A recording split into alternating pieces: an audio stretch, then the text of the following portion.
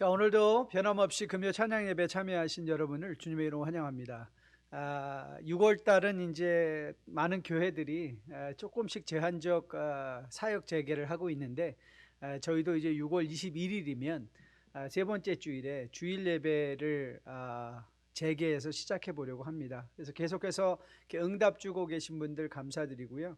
가장 안전하게 또 하나님을 경배하고 하나님 예배당에 모여서 또 하나님을 찬양하는 그런 일들이 또 속히 일어날 수 있게 되기를 또 기대하고 소망하고 또 기도합니다. 여러분들도 건강하게 힘들고 어려운 시절 잘 보내고 계시리라 믿는데요. 이제 이 기간이 길어지니까 많은 분들의 삶이나 심령 가운데 변화가 많이 있는 것 같아요. 그러나 이 어려운 사망의 음침한 골짜기에서도 함께 하시는 주님과 동행하시면서 주님의 뜻을 우리가 말씀을 통해서, 기도를 통해서, 상황을 통해서 발견하는 가운데 저는 여러분과 저가 다시 한번 더 깊이 하나님을 체험하는 이번 기간이 되었으면 참 좋겠습니다. 오늘도 변함없이 말씀 가운데 함께 서며 또 찬양 가운데 주님이 체감되어지는 귀한 시간 되기를 소원합니다. 우리 같이 함께 기도하고 주님 앞에 나아갑니다. 하나님, 참 감사합니다. 오늘도 변함없이 금요 찬양 예배 시간에 비록 우리가 함께 몸으로 하지는 못하지만 또 이렇게 화면 앞에 앉아서 또 주님 앞에 예배를 올려드립니다. 오늘도 찬양 가운데 거하시며 말씀으로 큰 울림으로 우리의 마음을 주님께서 위로하시고 격려하시고, 그리하여 이 시대를 어떻게 살아야 될 것인지 다시 한번 마음에 새로운 힘과 동기부여받는 복된 시간 될 수 있도록 주님 인도하여 주시옵소서. 코로나 바이러스로 말미암아 힘들고 어려운 상황 가운데서 신음하는 또 주의 많은 백성들, 또 교회들이 있습니다. 또 선교사님들이 있습니다. 주님께서 불쌍히 여기시고 이 가운데서라도 역사하고 계신 하나님을 만날 수 있는 여러분, 우리 모두 될 수 있도록 주님 인도하여 주시옵소서. 이 모든 말씀 우리 주 예수 이름 받들어 감사하며 간절히 기도했습니다. 아멘. 오늘 힘차게 찬양해 보려고 그래요. 이 어려운 시절에 우리 마음이 주님께 연결되어 있으면 참 좋겠습니다.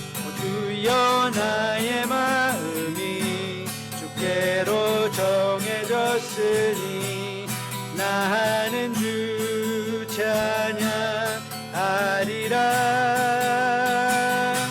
깨어라 나의 영혼아, 비파와 수금 들어라.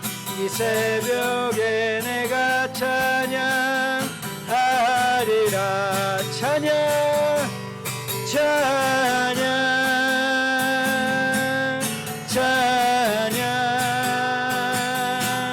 예수님은 나의 노래.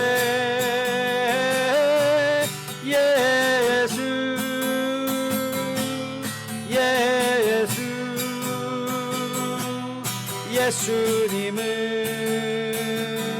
나의 노래. 오 주여, 나의 마음이, 오 주여, 나의 마음이 주께로 정해졌으니 나는 주 찬양하리라. 깨어라 나의 영혼아, 비파와 수금 들어라. 이 새벽에 내가 찬양하리라. 찬양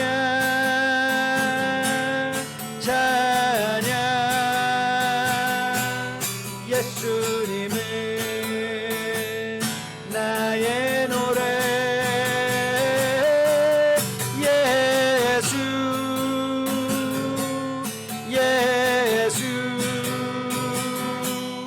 예수님은 나의 노래. 우리 하나님은 사망의 음침한 골짜기에서도 함께 하시는 하나님이십니다. 이 믿음만 있으면 어떤 폭풍과 어떤 구름 아래서도 넉넉히 우리의 믿음 지키며 주님 다시 오시는 날까지 힘차게 살아낼 수 있을 것으로 믿습니다. 나 주의 믿음 갖고 홀로 걸어도, 나 주의 믿음 갖고 홀로 걸어도, 나 믿음 갖고 실망치 않네. 폭풍 구름 몰아치고 하늘 덮어도 나 주의 믿음 갖고 실망치 않네. 주는 내 친구, 신실한 친구, 끝날까지도 주지하리. 폭풍 구름 몰아치고 하늘 덮어도 나 주의 믿음 갖고 실망치 않네. 나 주의 믿음 갖고, 나 주의 믿음 갖고 홀로 걸어도 나 주의 믿음 갖고 실망치 않네. 폭풍 구름 몰아치고 하늘 덮어도 나 주의 믿음 갖고 실망치 않네. 주는 내 친구, 신실한 친구, 끝날까지도 주지하리. 폭풍 구름 몰아치고 하늘 덮어도 나 주의 믿음 갖고 실망치 않네. 아멘.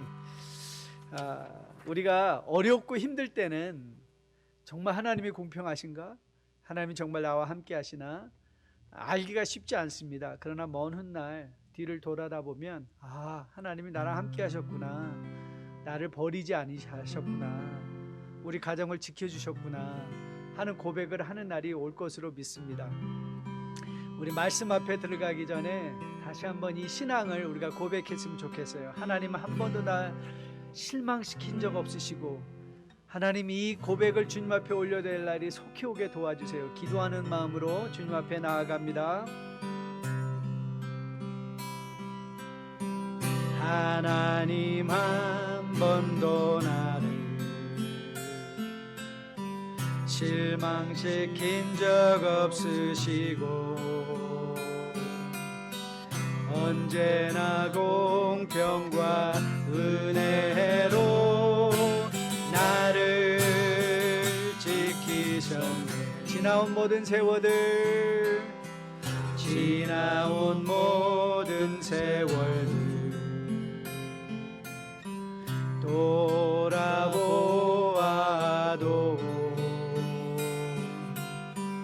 그 어느 것 하나 주의 손길 안 미친 것 전혀 없네. 오 신실하신 주, 오 신실하신 주, 오 신실하신 주, 내 너를 떠나지도 않으리라, 내 너를 버리지도 않으리라. 약속하셨던 주님, 그 약속을 지키사 이후로도 영원토록 나를 지키시리라 확신하네. 하나님 한 번도 나를, 하나님 한 번도 나를 실망시킨 적 없으시고, 언제나 공평과 은혜로 나를 지키셨네. 지나온 모든 세월들, 지나온 모든 세월들 돌아보아도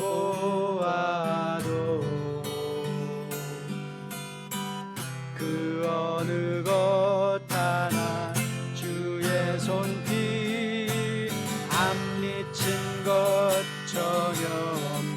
그렇습니다. 주님 오신실하신 주,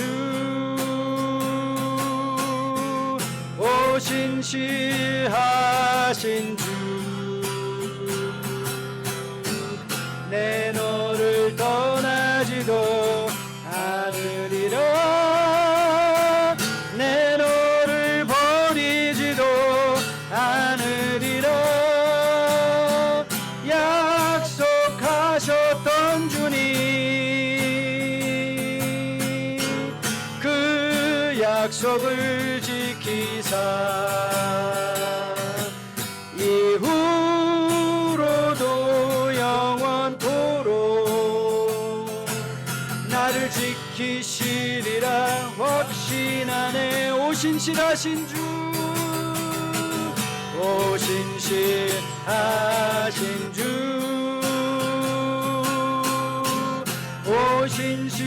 오신실하신 주, 내 너를 떠나지도 않으리라, 내 너를 버리지도 않으리라. 약속하셨던 주님, 그 약속을 지키사 이후로도 영원토록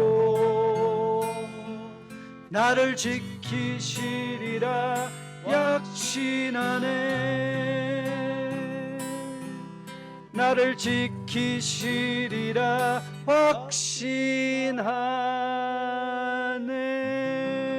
확신하네. 아버지, 그렇습니다. 지금은 정말 주님이 우리와 함께 하시고 계시는 것인지 헷갈릴 때가 참 많이 있습니다. 하지만 우리는 먼 훗날 우리가 걸어왔던 이 코로나 바이러스의 엄청난 현실을 돌아보며 하나님이 거기 계셨구나, 하나님이 우리를 지켜주셨구나, 하나님이 우리를 공급하셨구나, 하나님이 우리를 보호하셨구나 고백할 날이 올 것으로 믿습니다. 아버지, 그날이 오기까지 말씀을 통해서 우리의 믿음이 잘 지켜지게 도와주시고 믿음으로 하나님을 신뢰하며 주님 다시 오시는 날까지, 회복하는 그날까지 믿음의 선한 걸음 잘 걸어낼 수 있도록 주님 함께하여 주시옵소서. 오늘도 말씀 앞에 서겠습니다. 말씀으로 우리를 훈육하고 또 필요한 은혜를 베풀어 주시고 세상을 바라볼 수 있는 새로운 성경적 안목을 부여받는 복된 시간 되게 함께하여 주시옵소서. 이 모든 말씀 우리 주 예수님 이름 받들어 감사하며 간절히 기도했습니다. 아멘. 자, 오늘 저녁 우리가 함께 볼 하나님의 말씀은 우리 고린도 전서 8장 1절부터 13절까지 말씀 보시도록 하겠습니다. 고린도 전서 8장 1절부터 13절까지 말씀, 제가 하나님 말씀 받들어 봉독해 올립니다. 우상의 제물에 대하여는 우리가 다 지식이 있는 줄 아나 지식은 교만하게 하며 사랑은 덕을 세우나니 만일 누구든지 무엇을 아는 줄로 생각하면 아직도 마땅히 알 것을 알지 못하는 것이요 또 누구든지 하나님을 사랑하면 그 사람은 하나님도 알아주시느니라. 그러므로 우상의 제물을 먹는 일에 대하여는 우리가 우상은 세상에 아무것도 아니며 또한 하나님은 한 분밖에 없는 줄 아노라. 비록 하늘에나 땅에나 신이라 불리는 자가 있어 많은 신과 많은 주가 있으나 그러나 우리에게는 한 하나님 곧 아버지가 계시니 만물이 그에게서 났고 우리도 그를 위하여 있고 또한 한 주 예수 그리스도께서 계시니 만물이 그로 말미암고 우리도 그로 말미암아 있느니라. 그러나 이 지식은 모든 사람에게 있는 것은 아니므로 어떤 이들은 지금까지 우상에 대한 습관이 있어 우상의 제물로 알고 먹는 거로 그들의 양심이 약하여지고 더러워지느니라. 음식은 우리를 하나님 앞에 내세우지 못하나니 우리가 먹지 않는다고 해서 더 못 사는 것도 아니고 먹는다고 해서 더 잘 사는 것도 아니니라. 그런즉 너희의 자유가 믿음이 약한 자들에게 걸려 넘어지게 하는 것이 되지 않도록 조심하라. 지식 있는 내가 우상의 집에 앉아 먹는 것을 누구든지 보면 그 믿음이 약한 자들의 양심이 담력을 얻어 우상의 재물을 먹게 되지 않겠느냐. 그러면 내 지식으로 그 믿음이 약한 자가 멸망하나니 이는 그리스도께서 위하여 죽으신 형제니라. 이같이 너희가 형제에게 죄를 지어 그 약한 양심을 상하게 하는 것이 곧 그리스도에게 죄를 짓는 것이니라. 그러므로 만일 음식이 내 형제를 실족하게 한다면 나는 영원히 고기를 먹지 아니하여 내 형제를 실족하지 않게 하리라. 아멘. 하나님의 말씀입니다. 말씀을 주신 하나님께 감사드립니다. 자, 오늘 우리가 보려는 본문은 이제 내일 묵상 말씀입니다. 9장을 토요 새벽 시간에 다루고요. 오늘은 토요일 새벽 말씀을 먼저 다뤄보려고 합니다. 그리고 오늘 특별히 이 8장 말씀은 공동체적인 관점에서 우리에게 교훈하는 바가 매우 깊은 말씀이기 때문에 함께 말씀을 우리가 묵상해 보려고 합니다. 여러분 지금까지 묵상의 기억을 떠올리시면 7장에 이어 바울은 고린도 교회 성도들이 실제적으로 그에게 물었던 질문들을 이제 답해주고 있습니다. 결혼 문제에 대해서, 또 부부관계, 그리고 우상에 바쳐진 재물을 먹는 문제에 대해서 이제 그가 다루고 있는 장면의 말씀인 것을 보게 됩니다.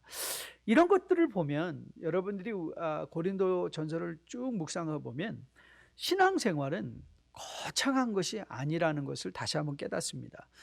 오히려 먹는 것, 아니면 어떻게 부부관계 합당한 관계와 생활을 유지하는 것 보면 굉장히 일상적인 것인 것을 보게 되죠. 그래서 신앙생활은 거창한 하나님의 나라 일을 무슨 산속에서 어디가 사는 것이보다 우리의 매일의 삶의 연장이 신앙생활인 것을 다시 한번 교훈받습니다. 오늘 본문은 크게 두 부분으로 나눌 수가 있습니다. 첫 번째는 1절부터 3절까지 말씀이고요. 나중에는 4절부터 마지막 13절까지 말씀인데요. 그 큐가 뭔가 보면 1절 말씀에 보면 이렇게 말하죠. 우상의 재물에 대하여는 이렇게 시작하고 4절 말씀 보면 비슷한 논조로 시작을 합니다. 4절 말씀 보면 우상의 재물을 먹는 일에 대하여는, 자 그러니까는 거의 1절과 4절이 거의 비슷한 논조로 시작하지만 1절부터 3절에서는 우상의 재물에 대하여서는 말하면서 먹는 방법으로 우리가 무슨 행동을 하는 데 있어서 우상의 재물을 먹는 데 있어서 근거가 되는 사랑에 대해서 언급을 하고, 그 다음에 4절부터 13절에서는 우상이 무엇인가를 다시 정의해 주면서 그럼에도 불구하고 우리가 우상의 재물을 먹을 때 뭘 생각해야 되는가, 실제적인 교훈을 주고 계신 것을 보게 됩니다. 그래서 여기서 사랑이라는 말이 등장하고요. 이제 우리 13장에 가면 다음 주 토요 새벽 시간에 다루려고 하는데 13장의 말씀을 가서 보면 이제 사랑에 대해서 정의해 주는데, 이 사랑이라는 거 재미있는 개념입니다. 그거는 우리가 다음 주 토요일 날 더 깊이 살펴보기로 하고요. 자, 오늘 이 본문이 왜 중요하냐면 이 시대를 규정짓는 중요한 사회적 특징 중에 하나가 뭐냐면 개인주의입니다. 그래서 개인주의. 더불어 우리는 코로나 바이러스라는 사회적 격리 가운데 지난 오랫동안 우리가 생활해 온 바, 이제 앞으로 이 개인주의가 더 심화될 것은 분명합니다. 이 개인주의의 병폐가 있습니다. 그게 뭐냐면 개인주의는 나 하나면 잘 되면 그만이라는 이 잘못된 공동체 인식을 형성할 수 있다는 것이죠. 하지만 인간은 나 하나만 잘 돼서 살 수 없는 존재입니다. 언젠가 한번 여러분에게 드렸던 재미있는 일화인데요. 이건 그냥 아마 꾸며 지어낸 이야기인 것 같아요. 골프를 너무 좋아하던 목사님이, 골프가 뭐 옛날에 당구를 좋아하면 눈만 감으면 뭐 당구 알들이 보인다고 그러지 않았습니까? 이 눈만 감으면 골프 생각이 나서 그 마음에 그 막 일어나는 골프에 대한 열망을 도저히 참을 수가 없어서 주일날 아침에 골프를 치러 간 거예요. 그자 천국에서 마치 욥과 천사들의 대화가 있었던 것처럼 하나님과 천사들의 대화. 하나님, 천사가 이렇게 하나님께 말한 거예요. 아니, 하나님, 저 목사 저 주일에 저렇게 골프 치러 가도 되냐고. 어째 골프 칠 때 하나님 팔이 부러지게 해달라고. 그랬더니 웬걸 하나님은요, 의외로 이 목사가 가서 골프를 치게 놔뒀을 뿐만 아니라 제일 어렵다는 홀에서 홀인원을 2번이나 하게 한 거예요. 홀인원. 그리고 그 목사가 병이 들었다는 거 아닙니까? 왜 병이 들었죠? 내가 홀인원 했다는 걸 자랑하고 싶은데 아무도 자랑할 수가 없는 거죠. 아무에게도 자랑할 수 없는 것이죠. 여러분, 인간은요, 나 혼자 좋다고 만족할 수 있는 게 아니에요. 그걸 나눌 때 공동체 안에서 그 기쁨이 진정한 의미를 부여하게 되고 그 기쁨이 진정 나를 기쁘게 하는 것인 것을 우리는 보게 됩니다. 그렇게 인간은 나 하나만 잘 돼서는 살 수 없는 것이죠. 그래서 인간은 그 존재의 양식상 그리스도를 머리로 하는 몸, 다음 주 금요일 날 이걸 다룰 거예요. 지체의식, 공동체 의식을 갖고 우리가 어떻게 생활해야 되는가. 오늘 고린도 이 전서 말씀은 그 사실을 잘 보여주고 있습니다. 자, 이 고린도전서 8장이 왜 중요한가 하면 오늘 본문에서 우리에게 뭘 말하는가 하면 개인의 자유가 어떻게 공동체 지체들에게 영향을 미칠 수 있는가. 그리고 진정한 자유의 개념으로서 내 자유까지 절제할 수 있는 자유. 여러분, 우리가 자유가 있는데 그 자유를 절제하지 못한다면 그건 자유가 아니죠. 그 자유에 종된 상태 아닙니까? 그러니까 내 자유까지도 스스로 절제할 수 있는 상태까지 나가는 것이 진정한 자유자임을 오늘 본문은 우리에게 교훈하고 있는 것이죠. 자, 그러면 8장을 좀 더 심층적으로 잘 이해하기 위해서 본문이 제시하고 있는 문제를 먼저 파악해 보도록 하겠습니다. 이렇게 시작을 해볼게요.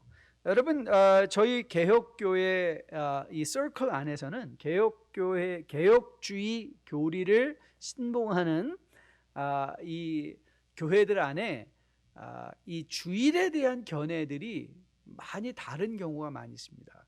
그래서 어떤 목사님이나 어떤 교회는요, 이 strict Sabbatarian, 안식일적 개념을 가지고 우리 옛날에 한국의 고신교단이 그랬던 것처럼 이제 토요일 날 밤 12시가 지나면 아무것도 안 하는 거예요. 그 주일날은 아주 strict Sabbatarian이죠. 제 친구 중에도 그런 친구가 하나 있었어요. strict Sabbatarian, 아주 철저한 안식일주의였는데요. 그래서 토요일 날 이제 주일이 12시 0시로부터 딱 시작이 되면 정말 아무것도 안 사 먹고 여행도 안 하고, 그래서 그 친구를 집회로 청을 치면 이 친구는 주일날 여행을 하지 않아요. 그래서 주일날 오전에 예배 집회가 끝나도 월요일날 출반하고는 했던 그런 친구가 있었습니다. 그런데 이 친구는요, 미국 친구인데 이 친구는 제가 옛날에 CRC 교단에 있었는데요. 이 친구는 시가를 피우는 것, 그리고 시가와 함께 스카치 위스키를 마시는 것은 전혀 부담이 없어요. 시가를 뻑뻑 피워대고 그리고 스카치를 홀짝홀짝 마시는, 위스키를 마시는 그런 친구예요. 그게 문제가 되지 않았어요. 그런가 하면 또 다른 친구는 주일날 일상적인 활동을 하는 데는 아무런 문제를 느끼지 못해요. 주일날 주님께 열심으로 예배를 드리는 후에 그 외에 건덕상에 큰 문제가 없다면 함께 어울려서 운동도 하고 식당에 가서 밥을 사 먹는 것, 그런 거에 대해서 아주 자유한 친구가 있었어요. 근데 이 친구는요, 견디지 못하는 게 있었어요. 그게 뭐냐면 주초 문제였어요. 절대 성도는 담배를 피면 안 되고 술은 입에 대해서는 안 된다는 그런 주의를 갖고 있는 친구였었어요. 자, 한번 여러분 상상해 보세요. 이 두 사람이 만났어요. 여러분, 어떤 일이 일어나겠습니까? 네, 논쟁이 일어나겠죠. 논쟁이. 왜냐하면 어떤 한 사건을 보는 데 있어서 각기 다른 기준을 갖고 있는 거예요. 자, 오늘 우리가 본문을 통해서 보는 상황과 거의 비슷한 상황입니다. 오늘 본문에 등장한 건 우상의 제물이었어요. 우상의 제물. 그런데 당시 고린도 시장에서 팔리던 고기는 전부 우상의 신전에 바쳐졌던 고기라고 해도 과언이 아니었습니다. 일단 이 고기는 쌌고요. 여러분, 우리 요즘도 장 보러 가면 코셔라는 음식 있지 않습니까? 깨끗한 것, 그렇죠? 좋은 것. 그래서 특별히 유대인들이 많이 사 먹는데 우상의 혹은 이런 세상의 세상과는 관계없는 음식이다 이런 게 있었는데, 그때 우상에 바쳐진 제물들은 이미 우상에 한번 바쳐졌던 거기 때문에 일단 값이 쌌고요. 그리고 더불어 이 고기들은 제사장들의 몫이었어요. 그러니까 이들이 바로 제사가 끝난 후에 그걸 계속 고린도 시장에 풀기도 하였고요. 또 고린도는 굉장히 큰 코스모폴리탄 도심과 더불어 거기에 큰 우상의 신전들이 있었기 때문에 이런 고기들이 시장으로 많이 공급되고는 하였어요. 그 고린도 안에 교회가 세워진 거죠. 교회가 세워졌어요. 그래서 많은 사람들이 열심으로 전도하면서 날로 교회가 부흥했던 것을 보게 됩니다. 그런데 그 교회 안에 문제가 생긴 거예요. 무슨 문제죠? 네, 사람들이 우상에 바쳐졌던 고기를 사서 먹는 것을 보거나 혹은 이방인 친구 집에서 식사하는 사람들을 보고는 이제 시험을 받기 시작한 거예요. 이방인이라 하면 예수를 믿지 않는 그런 이방 사람들과 거리낌 없이 식사하는 것을 보면서 사람들이 시험을 받기 시작했어요. 시험 받은 사람들로 인해서 고린도 교회 안에 문제가 생기기 시작했죠. 물론 고기를 먹는 사람들은 주 안에서 자신이 우상의 제물로부터 자유하다는 것을 역설하고 주장을 했어요. 대부분 이 사람들은 사실 유대인 그리스도인들이었어요. 아니, 유대인들은 코셔 우상에 바쳐졌던 제물 안 먹는 거 아닙니까? 여러분, 유대인이면서 그리스도인들은 이 우상에 대한 분명한 지식을 그들이 갖고 있었어요. 제가 예레미야를 읽다 보니까 유대인들은 우상에 대한 이런 의식이 있는 걸 알게 됐어요. 예레미야 10장 말씀을 보면 거기에 이렇게 말씀이 되어 있습니다. 여러 나라의 풍습은 헛된 것이니 삼림에서 벤 나무요 기술공의 두 손이 도끼로 만든 것이라. 그들이 은과 금으로 그것을 꾸미고 못과 장도리로 그것을 든든히 하여 흔들리지 않게 하나니 그것이 둥근 기둥 같아서 말도 못하며 걸어 다니지도 못하므로 사람이 매여야 하느니라. 그것이 그들에게 화를 주거나 복을 주지 못하나니 너희는 두려워하지 말라 하셨느니라. 자, 이게 무슨 설명하는 것 같아요? 예레미야가 우상에 대해서 설명하는 거예요. 그 사람이 만든 거라는 거예요. 나무로 은금으로 사람이 주조해서 깎아서 만든 것이고 스스로 옮겨 다니지도 못하고 누군가 그거를 메고 다녀야만 하는 그 우상은 아무런 의미가 없다. 우상에 아무런 의미가 없다면 우상에 바쳐졌던 고기 또한 아무 의미가 없는 거예요. 영적인 의미가 없다는 것이죠. 그래서 유대인 그리스도인들은 이런 우상에 대한 의식을 그들이 알고 있었기 때문에 사실 우상의 제물을 고기를 먹는 것을 거리끼지 않았어요. 그런데 이제 이방인들에게는 문제가 된 거예요.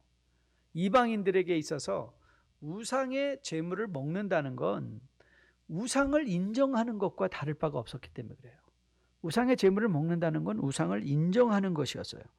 여러분, 그들의 신앙 목표는 뭐냐면 어떻게든지 내가 세상과 구별될 것이냐. 그러니까 그들에게 있어서 세상과 구별이라는 건 우상의 제물을 먹냐 안 먹냐, 이게 굉장한 중요한 구별 의식이 되었던 거예요. 나는 우상의 제물을 안 먹는다. 나 예수 믿는다. 그러니까 예수 믿는다는 게 무슨 뜻이었어요? 나는 우상의 제물을 안 먹고 우상 섬기는 사람들과 교제하지 않는다. 이것이 자기네들의 구별의 기준이 되었는데 다른 성도들이 우상의 제물을 먹는 걸 보면서 시험을 받겠습니까? 안 받겠습니까? 받게 되겠죠. 여러분, 한국에서도 그런 문제가 많이 있었죠. 여러분, 한국에서는 특별히 주초 개념이 엄청나게 엄격합니다. 그렇죠? 교회 지도자가 될 수 있느냐 없느냐의 조건이 담배를 피냐 안 피냐, 그게 굉장히 큰 조건이 됐을 적이 있던 것을 우리는 잘 알고 있습니다. 왜냐하면 당시에 아주 큰 사회 문제가 뭐였었냐면 100여 년 전에 선교사님이 와서 한국 사회를 진단하면서 한국 사회의 문제는 도박과 술과 노름이다. 도박과 술과 담배다.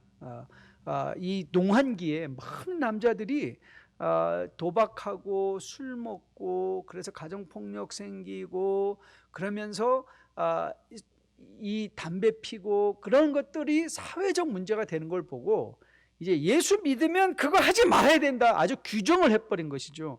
그러나 우리 서구 사회에 와서 보면 기독교는 이런 어떤 포도주를 마신다든가 혹은 시가를 핀다든가 이런 데서는 굉장히 억셉팅하는 분위기, 수용하는 분위기가 굉장히 보편적인 것을 우리는 보게 됩니다. 마찬가지 문제인 거예요. 그러니까 이런 문제가 우리 가운데 가까이 있는 거예요. 이 고린도 교회에서 우상의 제물을 먹을 것이냐 말 것이냐가 그 유대인의 그리스도인의 관점에서 보면 우상이 아무런 의미가 없는 것인데 거기에 바쳐졌던 제물을 먹는데 무슨 의미가 있느냐라는 관점과, 나는 세상과 구별되는 뚜렷한 기준이, 세상과 구별하는 건 난 이제 우상에 바쳐졌던 우상의 어떤 것도 인정하지 않는다라고 했던 그 성도들 사이에 이제 갈등이 일어난 것이죠. 한 성도의 자유함이 다른 성도의 영적 거침돌이 될 수 있다는 거, 이거 굉장히 중요합니다. 나의 자유가 다른 사람의 신앙의 거침돌이 될 수 있다는 것이죠.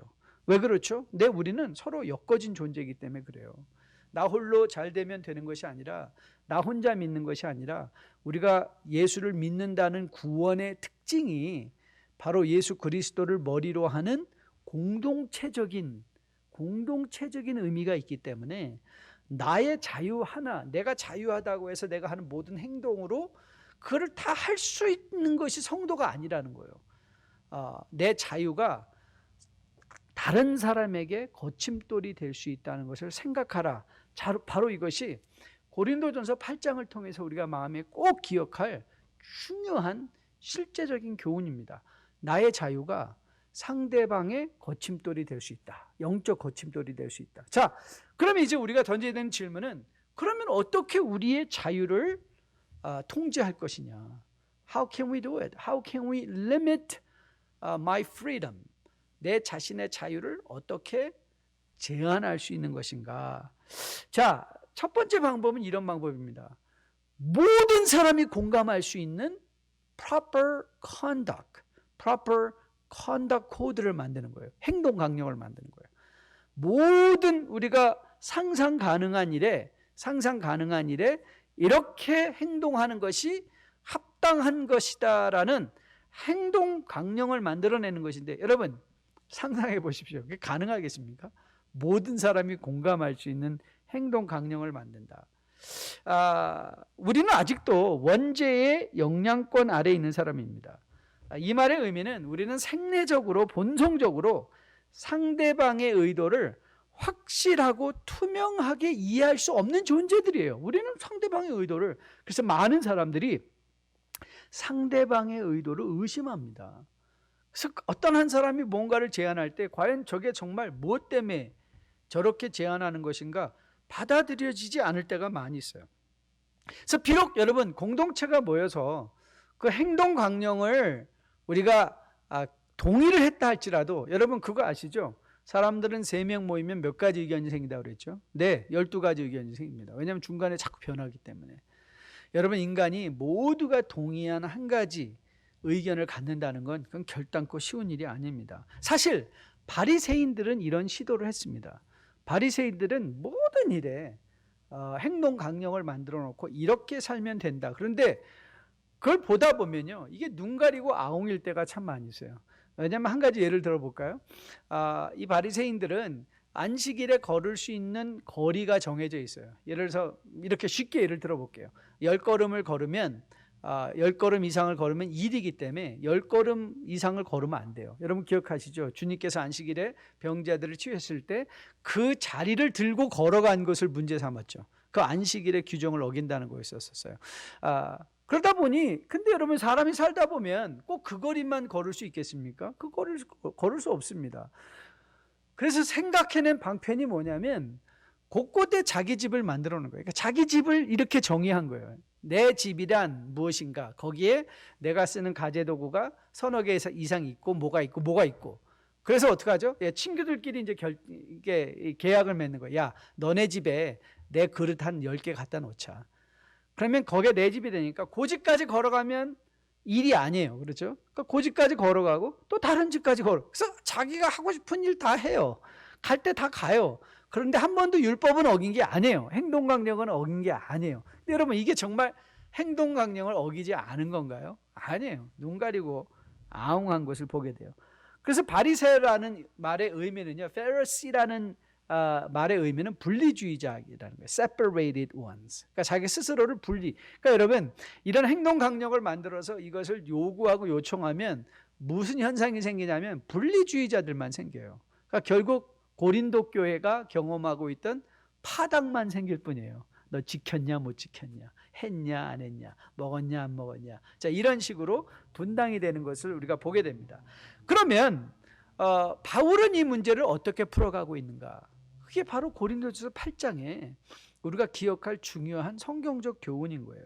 먼저 바울은 이렇게 접근을 합니다. 내가 알고 있는 지식이 무엇인가에 대해서 한번 생각해 보라는 거예요.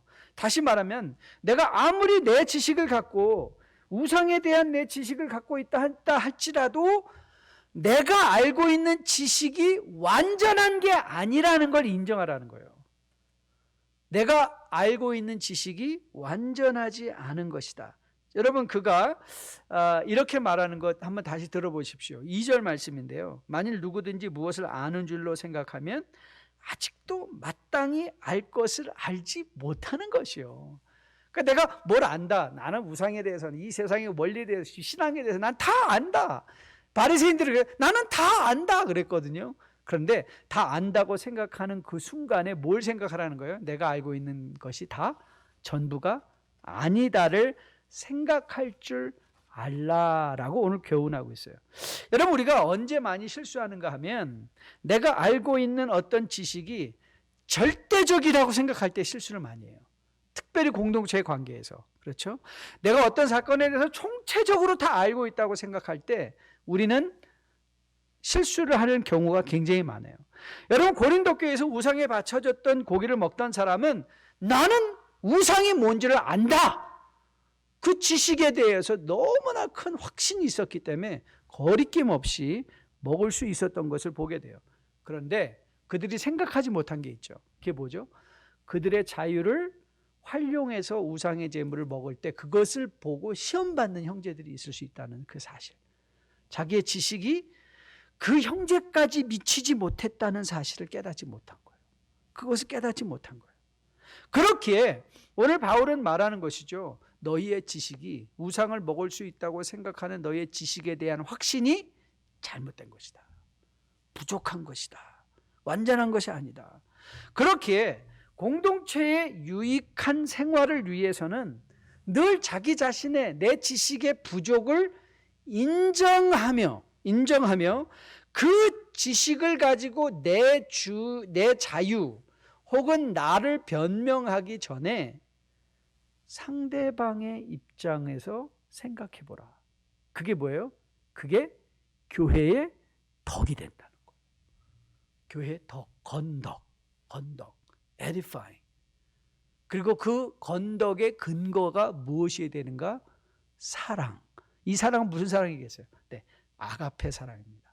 이 아가페 사랑 하면 사랑이라고 성경에서 바울이 특별히 말할 때 이 사랑이라는 단어를 예수 그리스도로 바꾸면 돼요.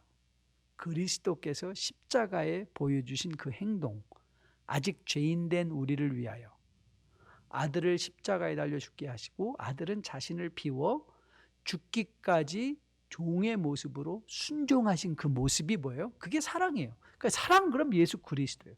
예수 그리스도. 그러니까 우리가 그리스도가 죄인을 향하여 가졌던 그 마음을 가지고 교회를 세울 때야 비로소 우리의 지식이 뭐가 된다는 거예요? 완전해진다. 예수 그리스도의 사랑으로 완전해진다는 것이죠. 그래서 본문 1절입니다. 본문 1절. 우상의 제물에 대한 우리가 다 지식이 있는 줄을 아나 지식은 교만하게 하며 뭐요? 사랑은 덕을 세운다. 사랑을 뭐로 바꾸라고 그랬어요? 예수 그리스도. 그러니까 우리의 지식은 우리를 교만하게 하지만 예수 그리스도는, 그러니까 즉 예수 그리스도의 십자가는, 이 사랑은 뭐예요? 연약한 형제를 위하여 내 자유를 포기하는 그리스도의 사랑은 뭘 한다는 거예요? 교회의 덕을 세운다. 교회의 덕을 세운다. 저는 여러분과 저가 이 고린도 교회의 이 중요한 공동체의 교훈들을 마음에 꼭 기억할 수 있게 되기를 주님의 이름으로 축복드립니다. 그렇습니다. 남편으로서 권리 있습니다. 아내로서 권리 있습니다. 부모로서 권리 있습니다. 자식으로서 자녀로서 권리 있습니다. 그런데 여러분 보세요. 내 권리를 주장하고 내 자유를 주장할 때는 공동체가 깨어지지만 그러나 그 자유가 예수 그리스도 십자가 사상으로 절제되어질 때는 공동체가 뭐가 된다? 세워진다는 거예요. 세워진다는 거. 여러분들이 저는 이 원리를 마음에 꼭 기억했으면 참 좋겠습니다. 여러분 이 사랑, 이 지식에 대해서 우리에게 설명한 후에 이제 두 번째로 바울은 이렇게 이제 권면을 합니다. 다른 사람들의 말을 들을 수 있는 마음의 여유를 가지라는 거예요. 내 지식과 더불어 내 지식이 부족하지 않음을 깨닫기 위해서는 다른 사람, 바로 오늘 바울은 이 말을 하는 거예요. 내 말 좀 잘 들어보라 이 말이에요. 고린도 교우에게 내 말 좀 잘 들어보라. 그게 고린도 전서 전체에 바울이 고린도 교회 교우들에게 호소하고 있는 장면의 말씀이에요. 내 말을 들어보라. 즉 다시 말하면 여러분 우리가 공동체에서 자신을 통하여 성도들이 덕이 세워지기 위해서는 어떤 사람이 필요하냐? 네, 정답으로 말을 많이 하는 사람이 아니라 상대방의 말을 들어줄 줄 아는 사람. 아니 하나님의 말씀을 들을 줄 아는 자.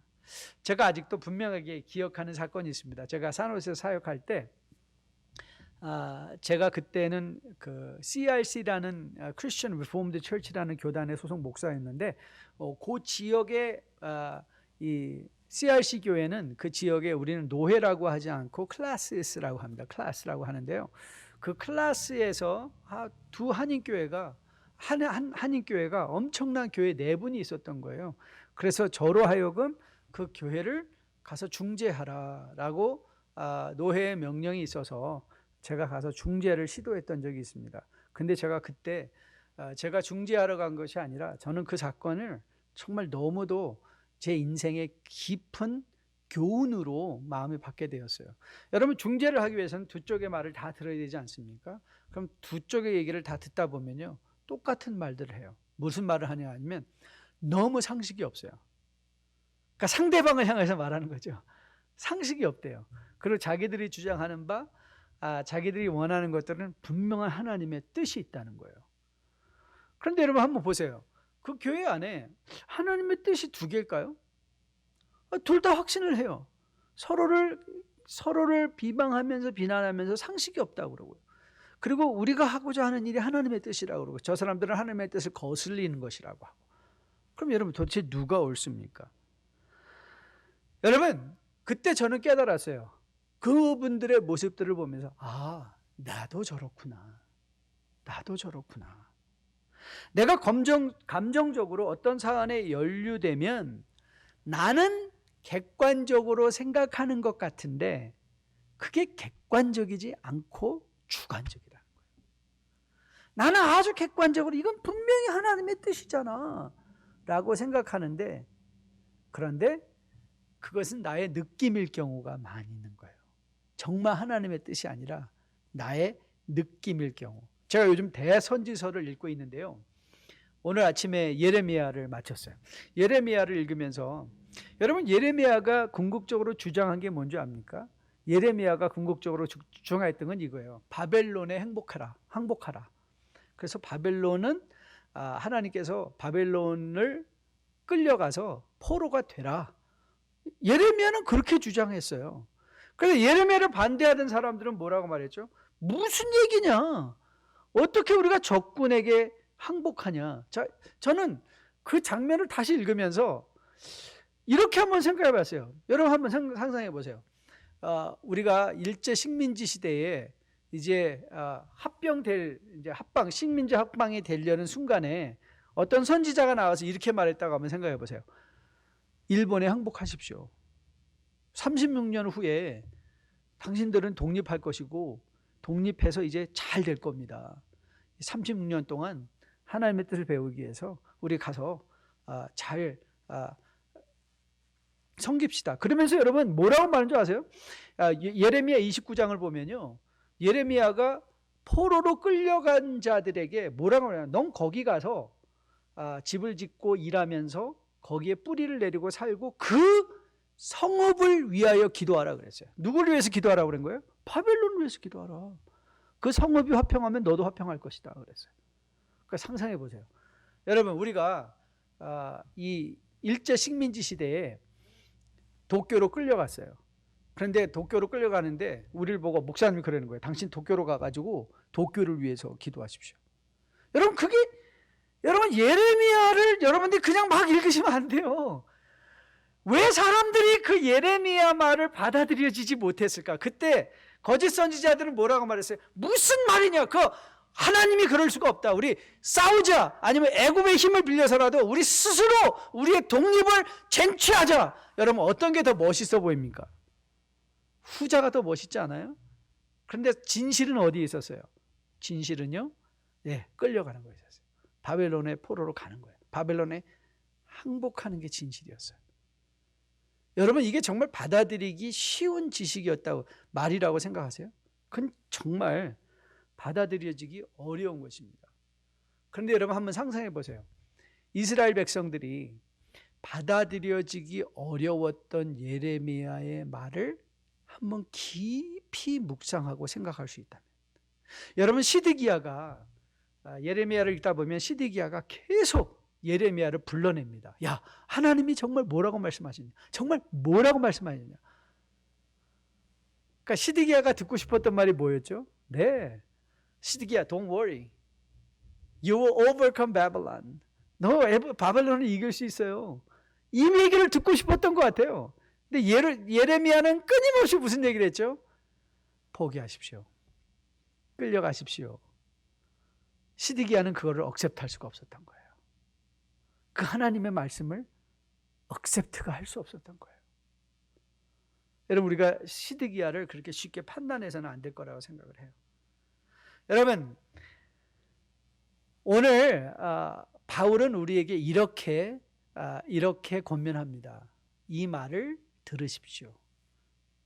여러분 우리가 우리의 자유를 절제하는 공동체의 덕을 위해서 사랑으로 우리 스스로를 절제하기 위해서 필요한 게 뭔지 아세요? 하나님의 말씀을 들으려는 열린 마음이에요. 열린 마음. 전 여러분과 저 안에도 그 열린 마음이 있게 되기를 주님의 이름으로 축복드립니다. 이 시대를 통해서 우리에게 주시는 말씀이 있을 거예요. 그 말씀을 듣기 위해서는 우리의 마음이 열려져 있어야 돼요. 저는 열려있는 마음이 있게 되기를 주님의 이름으로 축복드립니다. 마지막 세 번째는요, 13절 말씀인데요. 자, 이제 13절에서 바울이 이렇게 결론을 냅니다. 그러므로 만일 음식이 내 형제를 실족하게 한다면 나는 영원히 고기를 먹지 아니하여 내 형제를 실족하지 않게 하리라. 자, 이 말이 왜 중요하냐면 이제 이렇게 말을 하는 거예요. 바울이 고린도의 교회를 개척한 건 2차 전도 여행 때 이제 고린도 교회를 개척했죠. 그는 아시안 마이너를 가고 싶어 했었는데 이제 사도행전에 곧 우리가 볼 거예요. 16장 이후로부터 이제 2차 전도 여행이 시작되면서 마세도니아 사람이 우리를 와서 도우라라는 그 환상을 하나님의 명령으로 갖고 그가 이제 유럽 대륙을 향해서 복음을 갖고 들어가면서 그때 이제 세워진 게 고린도 교회인데요. 자, 이 개척자로서 바울은 많은 권리와 권위가 있었던 사람이에요. 그런데 그리고 그가 분명히 이렇게 너희는 우상에 바쳐졌던 고기를 먹지 말라 이렇게 직접적으로 명령할 수 있던 사람이에요. 왜요? 아버지 같은. 바울이 자신을 늘 설명하잖아요. 내가 너에게 아비가 되었다 그랬잖아요. 아버지가 자식에게 이렇게 명령할 수 있어요, 없어요? 있잖아요. 먹지 마라. 그런데 여러분 오늘 이 본문의 핵심은 뭔지 아세요? 본문의 핵심은 바울이 이 하나님의 말씀을 적용하는 데 있어서 너는 이렇게 하라가 아니라 나는 이렇게 하겠다라고 가고 있는 거예요. 자기 스스로 적용을 하고 그것을 예로 듣고 있는 거예요. 그러면서 사실 이렇게 간접적으로 우리에게 묻는 거죠. 너는 어떻게 하겠느냐? 이렇게 묻는 거예요. 너는 어떻게 하겠느냐? 너는 어떻게 하겠느냐? 저는 여러분과 저가 오늘 이 바울의 이 attitude, 이 자세 꼭 마음에 기억하면서 공동체에 유익한 덕을 세우는 주의 백성으로 거듭나 세워지기를 주님의 이름으로 축복드립니다. 나는 어떻게 할 것인가? 너는 이렇게 하라가 아니라 나는 어떻게 할 것인가? 여러분이 하나님의 말씀을 적용할 가장 1차적인 대상은 내 자신인 것. 그래서 여러분, 제가 설교할 때 또 말씀을 준비할 때 꼭 놓치지 않고 마음에 생각하고 하나님 앞에 두렵고 떨리는 마음으로 무릎 꿇는 이유가 어디 있는가 하면, 하나님, 이 말씀의 첫 번째 수혜자는 접니다. 제가 이 말씀을 지키려고 노력하겠습니다. 이런 기도를 하나님 앞에 끊임없이 드리는 것이죠. 그리고 여러분과 저도 이런 바울의 자세를 보면서 하나님의 말씀을 너에게 적용하는 것이 아니라 나에게 적용하면서 그것이 좋은 십자가 그리스도 사랑의 본이 돼요. 교회 공동체, 가정의 공동체, 세상의 공동체 안에서 덕을 세워가는 주의 백성들로 거듭나 세워줄 수 있게 되기를 주님의 이름으로 축복드립니다. 우리가 공동체로 함께 부르심을 받아 살아가는 가운데 이 내 지식이 부족하고 충분한 것이 아닌 것을 인정하고, 그래서 마음을 열고 하나님의 말씀을 들으려 하고, 그리고 그 말씀을 너에게가 아닌 나에게 먼저 적용하고자 한다면 우리가 몸담고 살아가는 이 공동체는 살만한 공동체가 될 것이고요, 정말 그리스도의 사랑을 드러나 보여낼 수 있는 그런 복된 공동체로 세워질 것으로 믿습니다. 고린도전서 8장, 정말 엄청난 공동체의 교훈들을 우리에게 제시하고 있습니다. 여러분들이 다시 한번 찬찬히 고린도전서 8장 말씀을 깊이 묵상하는 가운데 이런 교훈들이 다시 한번 여러분과 저를 자극하고 도전해서 내 지식의 불충분함을 인정하고 내 지식이 사랑으로 전해지고 열린 마음으로 하나님의 음성을 계속 들어가면서 말씀을 나에게 적용함으로 말미암아 여러분의 공동체가 정말 멋있게, 여러분과 저가 속한 이 뉴라이프가 정말 멋있게 세상의 빛과 소금이 되어 세워줄 수 있는 복된 공동체로 세워줄 수 있게 되기를 주님의 이름으로 축복드립니다. 오늘 마지막 찬양을 하려고 하는데요, 고린도전서 8장을 제가 묵상하면서 생각난 찬양은요, Create in me a clean heart. 하나님, 제 안에 정직한 영을 만들어주세요. 이 정직한 영은요, 무슨 영입니까? 하나님께 열린 마음이에요. 그리고 내 자신을 하나님 앞에 먼저 내놓는 마음이에요. 이 정직한 영이 있을 때 우리는 공동체의 덕이 되는 복된 주의 백성들로 세워질 수 있을 것으로 믿습니다. 고린도전서 8장을 묵상하면서 이 찬양이 여러분들의 마음에 기도가 되어 말씀을 통해서 우리 안에 정직한 영들이 세워져서 공동체를 세우는 주의 백성으로 거듭나 세워지기를 주님의 이름으로 축복드립니다. 정결한 마음 주시옵소서. 오 주님, 정직한 영을 새롭게 하소서.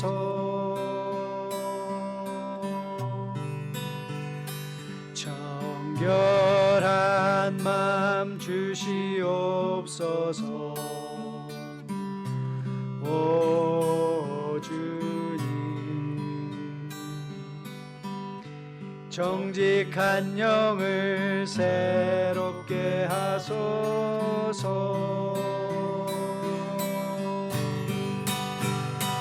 나를 주님 앞에서 멀리 하지 마시고 주의 성령을 거두지 마옵소서.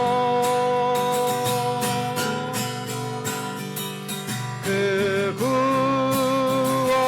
구원의 기쁨 다시 회복시키시고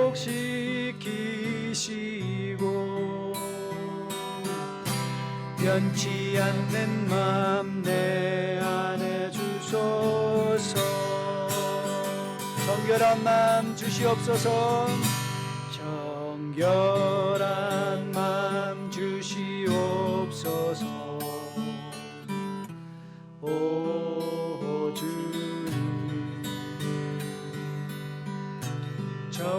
정직한 영을 새롭게 하소서.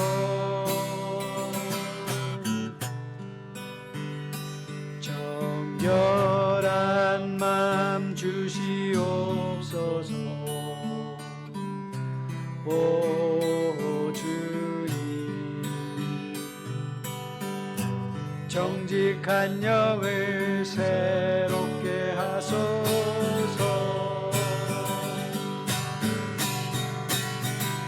나를 주님 앞에서 멀리하지 마시고 주의 성령을 거두지 마옵소서. 그 구원의 기쁨 다시 회복시키시고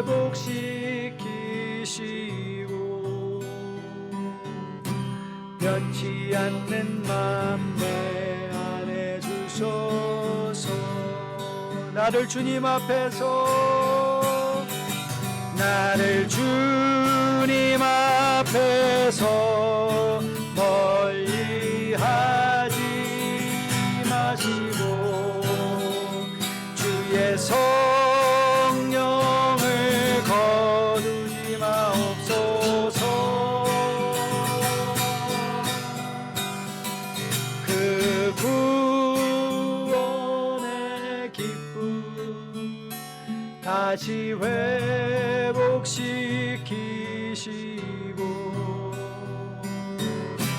변치 않는 맘 내 안에 주소서.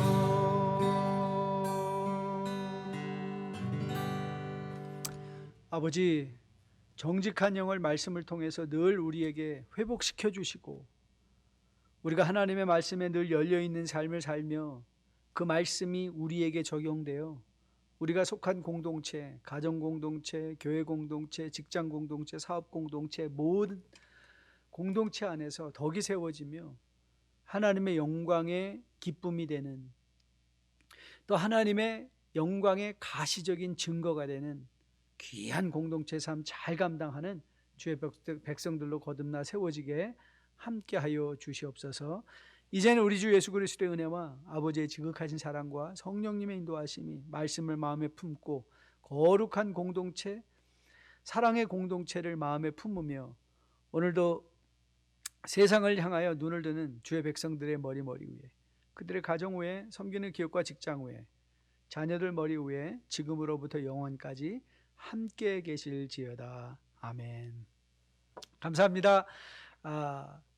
한 주간 또 남겨진 우리 토요일 잘 보내시고 또 토요일 새벽에 온라인으로 만나고 또 주일날 함께 만나도록 하겠습니다. 평안하십시오.